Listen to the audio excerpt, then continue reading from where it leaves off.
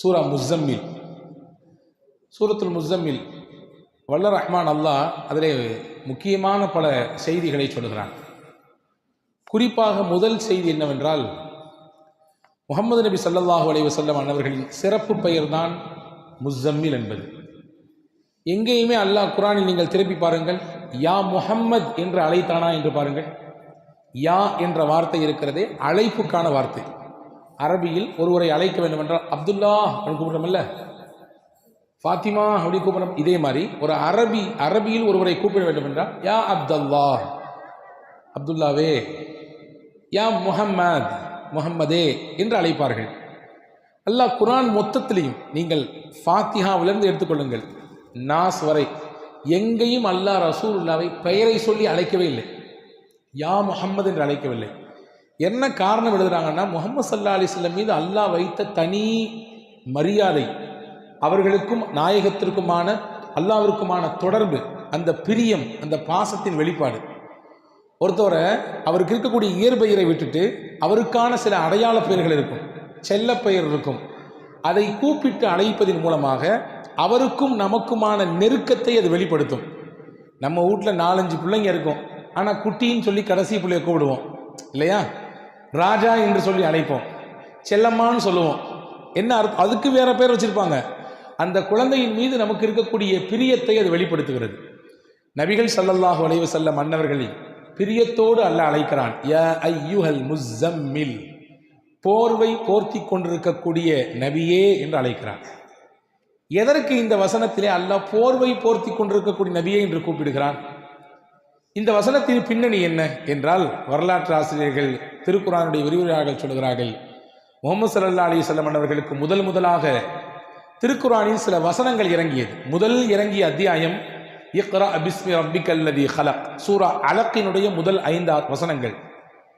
இது ஹிரா குகையில் வைத்து, ஜபலே நூர் என்று சொல்கிறோமே, குர்ஆன் இறங்கிய இடம் இன்றைக்கு மக்காவில் இருக்கிறதே, அந்த குகையில் நபிகள் இருக்கிற பொழுதுதான் ஜிப்ரீல் அலைஹிஸ்ஸலாம் கொண்டு வந்து இறக்குனாங்க, கொடுத்தாங்க.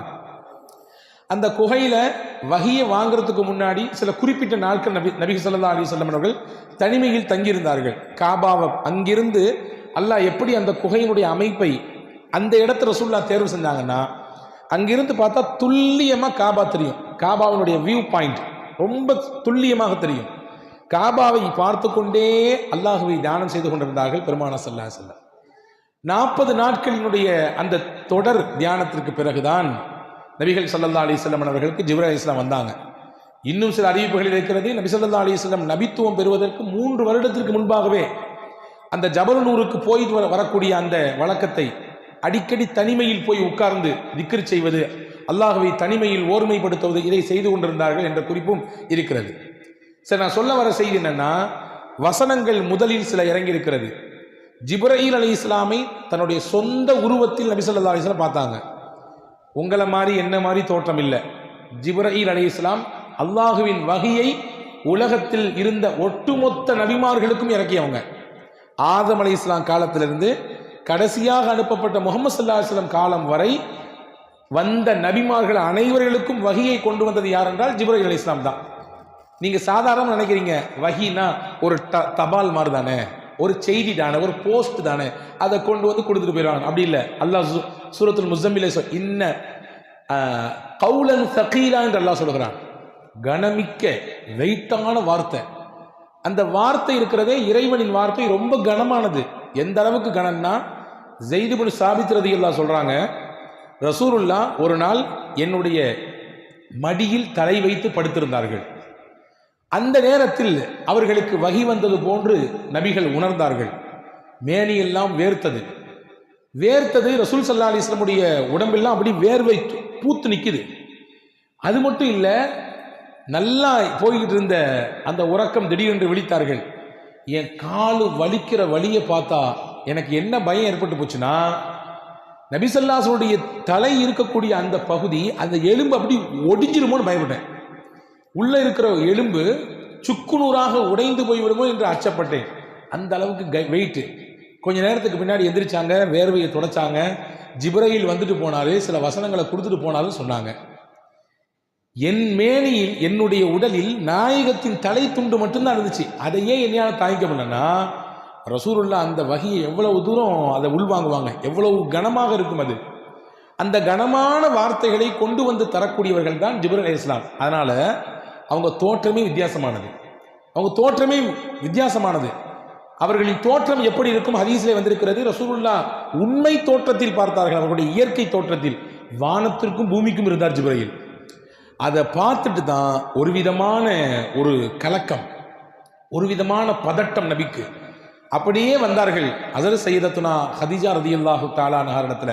அப்பதான் சொல்லிக்கிட்டே வந்தாங்க, ஜம்மிலூனி ஜம்மிலூனி, எனக்கு குளிர் வர்ற மாதிரி இருக்குது, ஜுரம் அடிக்கிற மாதிரி இருக்குது, காய்ச்சல் வர்ற மாதிரி இருக்குது, என்னை போர்த்துங்களேன், என்னை போர்த்துங்களேன் அப்படின்னு சொன்னாங்க. ஹதீஸிலே வந்திருக்கிறது. அதற்கு பிறகு ஹஸரத் ஹதீஜா அம்மா முதல்ல அவங்களுக்கு ஆறுதலாக சொன்னாங்க. பொதுவாகவே கணவன்கிட்ட மனைவி சில விஷயங்கள் சொன்னாலும் அல்லது மனைவிட்ட கணவன் 4 வார்த்தை ஏதாவது சொன்னாலும் முதல்ல ஆசுவாசப்படுத்தணும், நிதானத்துக்கு முதல்ல அவரை அடைய வைக்கணும், அந்த அம்மாவை முதல்ல நிதானப்படுத்தணும், அதுக்கு அடுத்து மற்ற விஷயங்கள்லாம் சொல்லிக்கலாம்.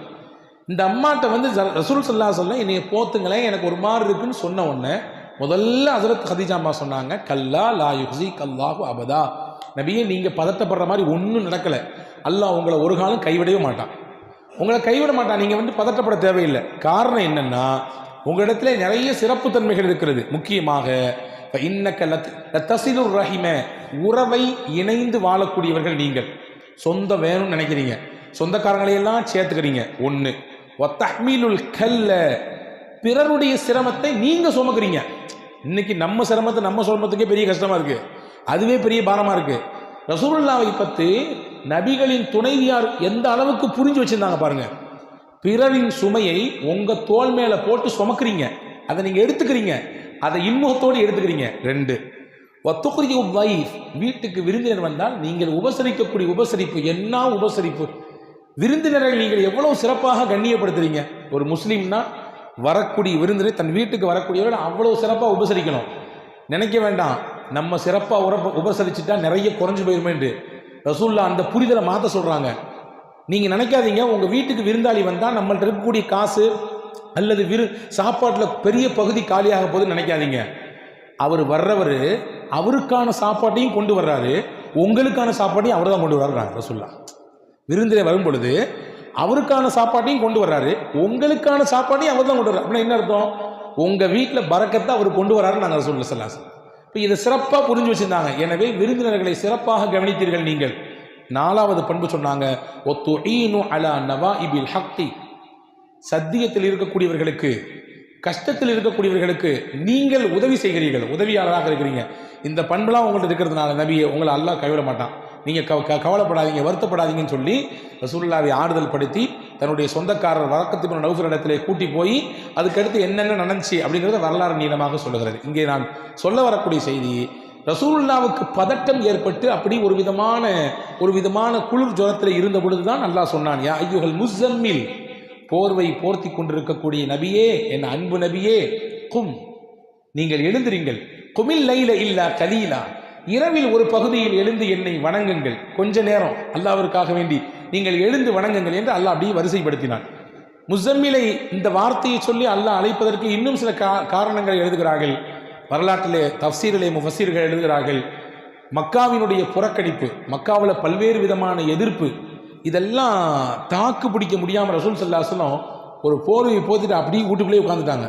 இவ்வளவு தூரம் நம்ம செஞ்சோம், நல்லது செஞ்சோம், இந்த பயில்களுக்கு கண்ணு திறக்க மாட்டேங்குது, இவங்க இவ்வளவு தூரம் புறக்கணிக்கிறாங்களே, இவ்வளவு தூரம் நம்மளை வந்து அவமானப்படுத்துறாங்களே அப்படின்னு சொல்லி. அப்போ ரசூலுல்லாஹ் சொன்னா, நீங்க அதெல்லாம் பற்றி கவலையப்படாதீங்க, அவங்க புறக்கணிக்கிறாங்க, அவங்க ஏத்துக்கல, அவங்க சொல்ல பேச்சை கேட்க மாட்டேங்கிறாங்க, உங்களை உதாசீனப்படுத்துறாங்க, உங்களை வந்து துன்பப்படுத்துறாங்கன்னு சொல்லி நீங்க முடங்கிறாதீங்க, உங்க வேலையை நீங்க பார்த்துட்டே இருங்க. அவர்கள் செய்யக்கூடிய வேலை காரணமாக நீங்கள் முடங்கிவிட வேண்டாம். நீங்க இபாதத்தின் மூலம் இன்பம் காணுங்கள், என்னை வணங்குவதன் மூலம் இன்பம் காணுங்கள். அல்லாஹ் அவர்களின் விஷயத்தை அவன் பார்த்துக் கொள்வான். நீங்க வாங்க, என் பக்கத்தில் நெருங்கி வாங்க. அல்லாஹ் ஒரு முக்கியமான செய்தி இதில் சொல்றான். மனக்கவலை, சோர்வு, பிறர் இது மூலமாக புறக்கணிக்கப்படுதல், நம்ம எவ்வளவுதான் செஞ்சாலும் நம்மளை வந்து யாருமே கண்டுக்காத ஒரு நிலை ஏற்படுதல், இப்படிலாம் நீங்க உணர்ந்தீங்கன்னா வாழ்க்கையில ரொம்ப ஃபீல் பண்ணிட்டு உட்கார்ந்துடாதீங்க. உலகம் யதார்த்தம் அதுதான். என்ன செஞ்சாலும் கடைசியில் உலகம் உங்களை தூக்கி தான் எரியும், கடைசியில் கையை உதறி தான் விடும். அதை கண்டுலாம் நீங்கள் பார்த்து நீங்கள் டென்ஷன் ஆகிட்டு மனசால ஸ்ட்ரெஸ் ஏற்பட்டு நீங்கள் உட்கார வேண்டாம். இறைவ பக்கம் நீங்கள் வந்து நின்று வணங்குங்கள், தொழுங்கள், இபாதத் செய்யுங்கள்.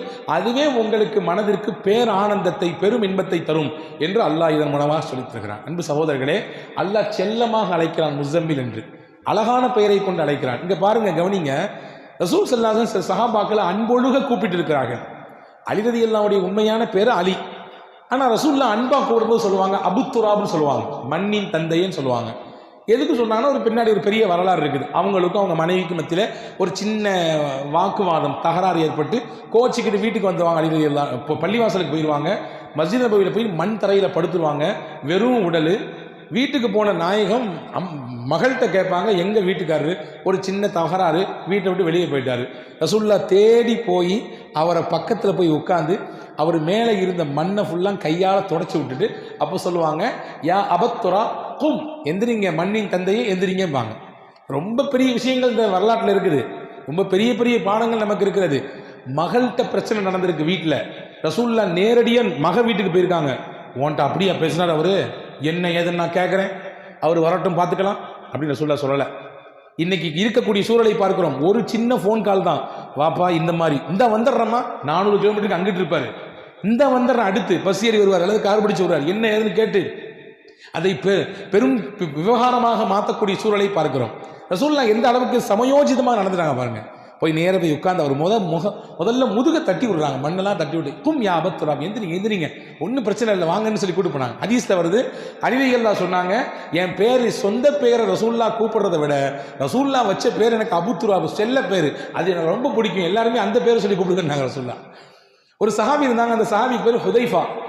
அவங்க நல்லா தூங்குவாங்க, படுத்தா, சில பேர் அப்படித்தானே, படுத்த உடனே தூங்கிடுவோம், இடம் பொருள்லாம் கிடையாது. அது ஒரு பெரிய பாக்கியங்க, அது ரொம்ப கஷ்டமாக நினைக்க வேண்டாம்.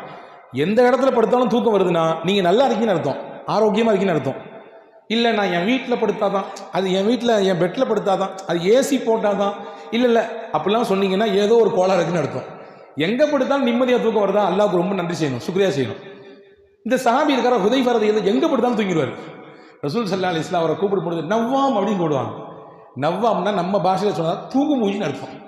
நவ்வாம்னா தூங்கு மூஞ்சி, அது செல்லமாக ரசூல்லா கூப்பிடுவாங்க. அந்த சஹாபி சொல்றாங்க, என் பேர் ஹுதைஃபா, அந்த பேர் வேண்டாம் எனக்கு, ரசூல்லா செல்லமா கூப்பிட்டு பேர் அதான் எனக்கு வேணும்னாங்க. ஒரு சஹாபி இருந்தாங்க, அந்த சஹாபிக்கு பேர் கைஸ், நல்ல பாடி கட்டு, அவர் நல்ல உடல்ல திடகாத்திரமா இருப்பார். அவருக்கு ரசூலுல்லாஹ் நிறைய பணிவிடைகள் செய்வார். ஒரு நாள் ஒரு குழு வந்தது, நிறைய ஜாமாஜெல்லாம் தூக்கிட்டு வந்து, தூக்க முடியாமல் தூக்கிட்டு வந்தாங்க. இப்போ ரசூலுல்லாஹ் அந்த கைஸை கூப்பிட்டு உன் துண்டை விரினாங்க, பெருசாக விரிச்சு விட்டார். ஜாமானுக்கு ஃபுல்லாக அள்ளி போட்டாங்க. போட்ட உடனே யா கைஸ் அப்படின்னு சொல்லலை, ரசூலுல்லாஹ் சொல் இஹ்மில் மா அன்த இல்லா சஃபீனா, இதை மொத்தமாக நீயே தூக்கு, உன்னையால தான் முடியுமே, நீ மனுஷன் இல்லையே, நீ கப்பல் மாதிரி ஆச்சு அப்படின்னாங்க ரசூலுல்லாஹ். கப்பல் எவ்வளோ ஜாமானம் சுமக்குமோ அந்த அளவுக்கு ஜாமான்களை சுமக்கும் அளவிற்கு திராணி சக்தி உனக்கு இருக்கிறது அப்படின்னு. சஃபீனா நீங்கள் நிறைய பேர் வைக்கிறோம் பிள்ளைகளுக்கு, பெண் பிள்ளைகளுக்கு சஃபீனான்னு பேர் வைக்கிறோம் இல்லையா? உண்மையாக சஃபீனான என்ன அர்த்தம்னா கப்பல்னு அர்த்தம். இந்த சஹாபி சொல்கிறாங்க, அன்னைக்கு நான் மொத்த ஜாமானி உண்மையிலேயே தூக்குனேன். நான் சொல்கிறேன், அந்த சஹாபி சொல்கிறாங்க, நான் சொல்கிறேன், அன்னைக்கு ஒரு ஒட்டகம் இல்லை, 2 ஒட்டகம் இல்லை, 5 ஒட்டகம், 6 ஒட்டகம் ஜாமான் இருந்தாலும் ரசூலுல்லாஹ் என்னை பார்த்து கப்பல்னு சொன்னதுனால அன்னைக்கு 6 ஒட்டக ஜாமானி இல்லையா தூக்கிக்க முடியும், 6 ஒட்டக ஜாமானி இல்லையா தூக்கிக்க முடியும். ஏன்னா ரசூலுல்லாஹ் சொன்ன வார்த்தை அது, கப்பல்னு. சும்மாவா? கப்பல் சும்மா இருக்குமா? எவ்வளோ ஜாமானை தூக்குது, எவ்வளோ டன்களை தூக்குது. எனவே இன்னும் யாரும் என்னை பார்த்து கைசுன்னு கூப்பிடக்கூடாது, சஃபீனான் தான் கூப்பிடுந்தாங்க அந்த சாபி. இப்போ செல்லமாக கூப்பிடக்கூடிய சில சமயத்தில் அந்த பேர் வந்து நமக்கு ஈர்ப்பாக இருக்குது. அதை மாதிரி அல்லாஹ் செல்லமாக கூப்பிட்றான் ரசூலுல்லாஹ், யா அய்யுஹல் முஸம்மில், போர்வை போத்தி கொண்டிருப்பவரே. அழகான ஒரு பல விஷயங்களை இந்த அத்தியாயம் தாங்கி நிற்கிறது. குறிப்பாக இன்னைக்கு நான் உங்களுக்கு சொல்லக்கூடிய தகவல் என்னன்னா, இந்த முஸம்மில் சூரா சாதாரண சூறா இல்லை, ரொம்ப விசேஷமான சூறா. விசேஷமான சூறான்னா, இந்த சூறாவை யார் தொடர்ச்சியாக ஓதி வருகிறார்களோ அவர்களின் வாழ்க்கை சிறப்பாக அமையும் என்று பெருமானார் ஸல்லல்லாஹு அலைஹி வஸல்லம் சொன்னாங்க. சிறப்பான வாழ்க்கை அமைய வேண்டும் என்று எதிர்பார்க்கக்கூடியவர்கள், உலகத்தில் வாழ்க்கையும் சிறப்பாக இருக்கணும், மௌத்தும் சிறப்பாக அமைய வேண்டும் என்று நினைத்தால் தொடர்ச்சியாக சூரத்துல் முஸம்மிலை ஓதி வாருங்கள் என்று சொல்கிறார்கள். இது முஸம்மிலால் சூறாவினால் கிடைக்கக்கூடிய முதல் பயன். 2வது பயன் என்ன தெரியுமா? வாழ்க்கையில் எல்லாத்துக்கும் கஷ்டம் இருக்குது, எல்லாத்துக்கும் சிரமம் இருக்குது, எல்லாத்துக்கும் துன்பம் இருக்குது, எல்லாத்துக்கும் நெருக்கடி இருக்குது. எல்லா நெருக்கடிக்கும் கஷ்டத்தையும் அல்லாஹ் இடத்துல நான் முறையிடுகிறோம். அதற்கு எளிமையான வழியை ரசூலுல்லாஹ் கற்று தராங்க. மன் கரஅ சூரத்துல் முஸம்மில் ருஃபிஅ அன்ஹுல் உஸ்ர ஃபித் துன்யா வல் ஆখিরা. யார் சூரா முஸம்மிலை ஓதுவாரோ அவருக்கு உலகத்தில் இருக்கக்கூடிய சிரமத்தையும் மறுமையில் இருக்கக்கூடிய சிரமத்தையும் அல்லாஹ் நீக்கி தருகிறான். நாங்கள் ஸல்லல்லாஹு அலைஹி வஸல்லம். எவ்வளோ பெரிய சுப செய்தி! என்ன சிரமமானாலும் சரி, அது உங்கள் குடும்பம், தொழில், நீங்கள் சந்திக்கக்கூடிய சமூகம், உங்கள் பிள்ளைங்க, உங்களை சுற்றி இருக்கக்கூடிய என்ன சிரமம் கஷ்டமானாலும், இன்னும் சில அறிஞர்கள் சொல்கிறார்கள், உங்களுக்கு கண் பாடுகள் மூலமாக அல்லது வேறு யாராவது மூலமாக ஏற்படுத்தப்பட்ட செய்வினையின் மூலமாக ஏற்படக்கூடிய கோளாறு, இதையெல்லாம் கூட முறிக்கும் ஆற்றலை அல்லாஹ் சூரத்துல் முஸம்மிலே வழங்கியிருக்கிறான் என்று சொல்கிறார்கள். இது இரண்டாவது பலன், சூரா முஸம்மினால் அதை ஓதுவதன் மூலமாக. மூன்றாவது முக்கியமான பலன், நினைத்த காரியம் நமக்கு கைகூட வேண்டும் என்று ஆசைப்பட்டால். நம்ம நிறைய நினைப்போம், என் பிஸ்னஸில் நான் ஒரு குறிப்பிட்ட வருஷத்தில் இவ்வளோ தூரம் உயர்தன்னு நினைப்போம், என் பிள்ளைய நான் இந்த மாதிரிலாம் படிக்க வைக்கணும்னு நினைப்பேன் இல்லையா, என்னுடைய குடும்ப அமைப்பை இப்படி மாற்றணும், இந்த லெவலுக்கு உயர்த்தணும்னு நினைப்பேன், என்னுடைய தொழிலை இப்படி என்ன ஆனாலும் சரி, என்ன நல்ல நினைப்பாக இருந்தால், ஹலாலான நினைப்பாக இருந்தால், ஹைரான நினைப்பாக இருந்தால், அந்த நினைப்பு நிறைவேற வேண்டும் என்று ஆசைப்பட்டால், முக்கியமா இந்த உலகத்திலேயே முஹம்மது ஸல்லல்லாஹு அலைஹி வஸல்லம் அவர்களை கனவில் பார்க்க வேண்டும் என்று பிரியம் இருந்தால், யாருக்கு தான் பிரியம் இருக்காது? இருக்கா இல்லைங்க? எல்லாருக்கும் இருக்குது. நபிகளை கனவில் பார்க்க வேண்டும். நபிகளுடைய அடக்க ஸ்தலத்தை பார்க்குறோம், அங்கேயே நம்மளால் நிற்க முடியல, நமக்கு உள்ளமெல்லாம் அப்படி உருகி போயிருது இல்லையா? அந்த பூமானை நம்முடைய கனவிலே கண்குளிர பார்க்க வேண்டும் என்று ஒருவர் ஆசைப்பட்டால், இந்த ரெண்டும் நடக்கணும்னா ஹஸரத் ரசூல் ஸல்லல்லாஹு அலைஹி வஸல்லம் சொன்னாங்க, முஸம்மில் சூராவை தொடர்ச்சியாக ஓதிட்டுவாங்க. டெய்லி ஓதுங்க, ஒரு தடவையாவது ஓதிடுங்க. ஓதினால் இந்த ரெண்டும் நடக்கும், உங்களுடைய நினைத்த காரியமும் கைகூடும். நாயகம் ஸல்லல்லாஹு அலைஹி வஸல்லம் அன்னவர்களை நம்முடைய வாழ்க்கையிலேயே, நம்முடைய கனவிலே தரிசிக்கின்ற பாக்கியத்தை அல்லாஹ் தருவான் என்கின்ற சுப செய்தியை நபிகள் சொல்லித் தருகிறார்கள். அப்படிப்பட்ட மகத்தான சூறாவை தான் இன்று நாம் ஓதியிருக்கிறோம். வல்ல அல்லாஹ் இந்த சூறாவில் என்னென்ன நன்மைகள் இருக்கிறதோ எல்லா நன்மையும் நமக்கு நம்முடைய குடும்பத்தினர்களுக்கு நிறைவாக தந்தல் புரிவானாக. நமக்கு என்னென்ன சிரமங்கள், கஷ்டங்கள், துன்பங்கள் இருக்கிறதோ எல்லா துன்பங்களையும் கஷ்டங்களையும் இன்ஷா அல்லாஹ் ஓதுவோம் இந்த சூரா முஸம்மிலை. இதன் வழியாக அல்லாஹ் நீக்கி தருவானாக. முக்கியமாக நபிகள் பெருமானார் ஸல்லல்லாஹு அலைஹி வஸல்லம் அவர்களை நம் ஜீவிதத்திலேயே, நம்முடைய வாழ்க்கையிலேயே கனவிலே கண்டுகளித்து ஆனந்த பரவசம் அடைகிற நல்ல பாக்கியத்தை உங்களுக்கும் எனக்கும் எல்லா மக்களுக்கும் வழங்கியல் புரிவானாக. ஆமீன். வாஹிரு தாவானா அனில் ஹம்துலில்லாஹி ரப்பில்